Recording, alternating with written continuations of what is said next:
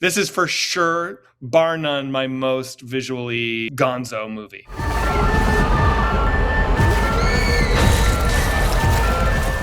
All right, I'm Zach Cregger. This is the teaser for Resident Evil, which is coming out September 18th. Okay, so basically, my rule for this movie was to just try and make a movie that felt like my experience of playing the games, that could live in the world of Resident Evil. So this, I feel like this movie takes place alongside the events of Resident Evil 2.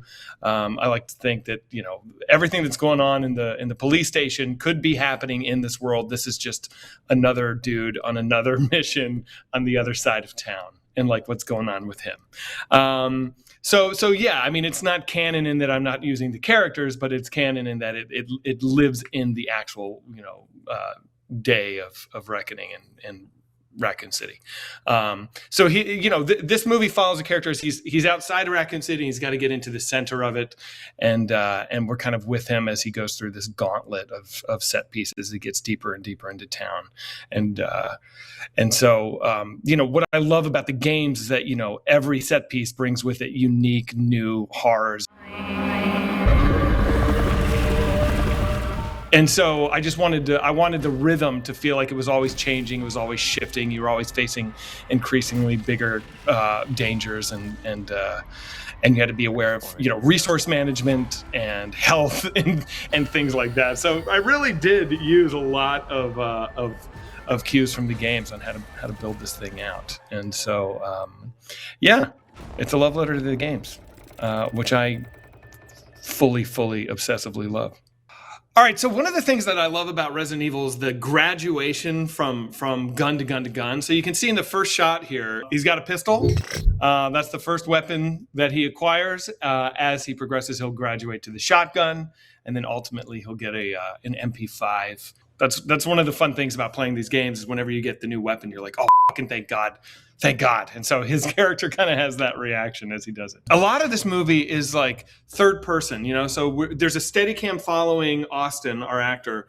And it was really a dance between him and our camera operator. So, when I had a really wide lens and we're kind of over his shoulder. And so when he looks left, we like pivot around to look left. And when he looks right, we swing around and look right. So I really tried to incorporate just the visual language of the games into the movie. There's also, a fair amount of first person shooter stuff in this movie that is, the games utilize sometimes. But really just like you're behind the character, and when they look right, you look right. When they look up, you look up, and just letting that be the most common visual language of the movie, I should say, is very much from the games. This is for sure, bar none, my most visually gonzo movie. By far. The great thing about how I like to play Resident Evil, especially the first time I play one of the games, I like to go really slow through the world and just kind of drink it in and try and immerse myself. I'm pretending I'm there, like we all probably do when we play games. So Austin is our main character, Brian, I should say. He's moving slowly through this world. So if you've seen any of my other movies, I like to kind of like creep through these dreadful spaces, and Resident Evil is like the perfect playground for a guy like me who likes to just, really take his time turning down a hallway, opening a door, and waiting for that Jack in the Box moment. And so that's kind of what Austin's doing here as he finds this abandoned farmhouse. I was a massive fan of Austin after working on Weapons, and I'm a bigger fan of him after making Resident Evil with him. He's so fascinating. He's the perfect avatar for the viewer. And what I wanted to do a Resident Evil movie where you're not following a badass with military training. You're following your average gamer like me. Like if I was thrust into a Resident Evil game, I would be terrified and I would be missing 95% of the shots I took. I would have to learn the guns as I go because I've played with an MP5, for however many thousands of hours playing video games. But if I have one in my hand, I'm like, where's the safety? How does this work? And so I think it's just kind of fun to be following somebody with no no combat experience whatsoever as they're, walking through hell with a machine gun. What he's carrying is important, and he doesn't know the whole picture when he accepts the job of what he's been tasked with. And Austin is just kind of this like perfect, very lovable, but by no means badass guy. And his reactions to the horrors is just, I love it. I love it. And it looks like there's a chance that we might not get to talk to each other again. I just really love the idea of like you're moving through a sewer, you have no idea what's in front of you, and you come around a corner and you see a gigantic, obese, naked, hairless man just sitting facing you. It's like, to me, it's just like what is about to go down. I like the question there, and what does go down, I am also pretty happy with. Honestly, it's like part of the inspiration for the look of this guy comes from the book Blood Meridian. There's a character called the Judge in that book who's described as like a 7 foot tall, maybe albino, hairless man. And I love the image of that guy. And so this is just my little nod to one of my favorite books of all time. And it's like, I don't have a nemesis in this movie, that the games use, which is like this gigantic hulking, Terminator that's following you. But this is also like a little bit of a nod to the nemesis. I don't want to give too much away of whatever it is that's coming out of the door, but I will say that there's a mechanic that I've put into this movie that is, it might be in some of the games, and I just can't remember it being in some of the games, but basically it's the way the infected interact with each other, and it's something that kind of pursues him throughout the movie. And so I don't want to say too much, but I'm really excited for how this specific creature, for lack of a better term, how it changes and how it evolves over the course of the film is really fun. Believe it or not, this movie doesn't utilize zombies that much. It's much more focused on like the weird creature stuff than the zombies. There's really only 2 scenes, maybe 3 actually, now that I think about it, where there's like proper zombie stuff going on, and 2 of those 3 are in this trailer. There's this one right here, and then there's the one where he's running through the city streets and zombies are like detonating around him. But other than that, I wouldn't call this like a zombie movie necessarily.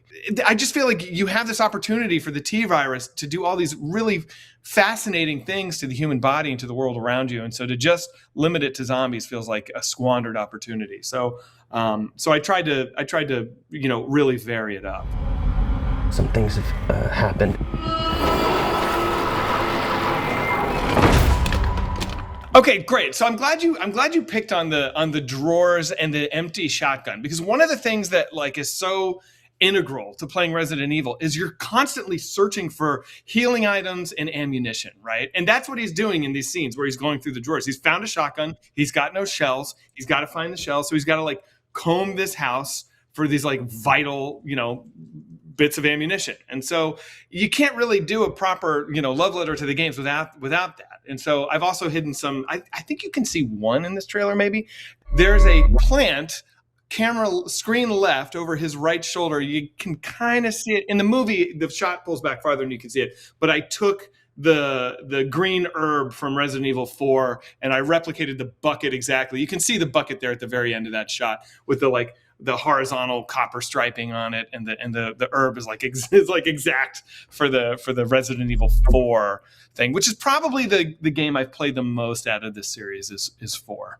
Even though this probably lives in the world of 2, I just wanted to use a little bit of 4 in here, just because it's my favorite. And I also have some other items from 4 that are kind of scattered around in this movie that people will notice. As much as 4 is the game I've played the most, I don't think it's very scary.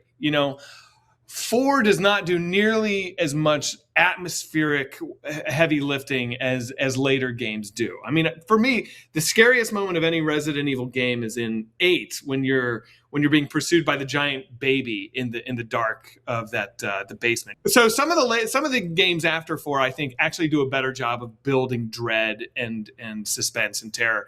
But the reason that I keep coming back to 4 is because the world is so big, the game is so huge. The mechanics are fantastic, and it does lean a little bit more action than some of the more horror centric ones. But I don't know.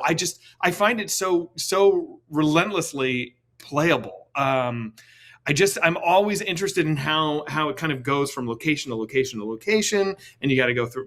At some point you're on a boat, and then you're on like a Indiana Jones Temple of Doom kind of mine cart thing going around. There's just like there's so much to do in that game, and I think that's something that I really dug about 4 is that you're not just trapped in one mansion and you've got to unlock a room and then go here and then unlock another room. You're moving through a world. And so that's something that I really took from that game in particular. And one of the other things that is in this movie that comes directly from the games is the need for keys and for padlocks being barriers. If you've ever played one of these games, you know that you always come to a locked door and you don't have what you need to get to the other side, and you have to go through hell to get the key to get out of here. And so that happens, I'd say, about 4 times over the course of this movie, where he's like, what is with all the fucking padlocks, man? Anyone who's played the games will recognize exactly, what I'm doing. I had a little bit of a problem on the road. I was wondering if I could use your phone. It takes place almost in real time, but not really. There's a lot of time jumps, but yeah, it takes place over the course of one evening. I'm sort of existing just adjacent to it because I'm not obsessed with the timeline. For me, it's like this is the first night that the T virus has broken out, and in this movie, it is like started in Raccoon City, and he's got to go straight into the eye of the storm, and so that's the deal. So I believe that when Leon arrives at the police station, that's still kind of like day 0, right, where shit's freshly gone wrong. So that's the timeline. Now I know that Raccoon City gets nuked, and I'm a little fuzzy on the timeline of when the nuke drops versus the day Leon sets foot in the police station.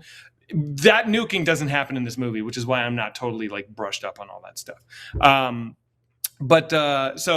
So yeah, this exists in like day 1 Raccoon City. Shit just went south.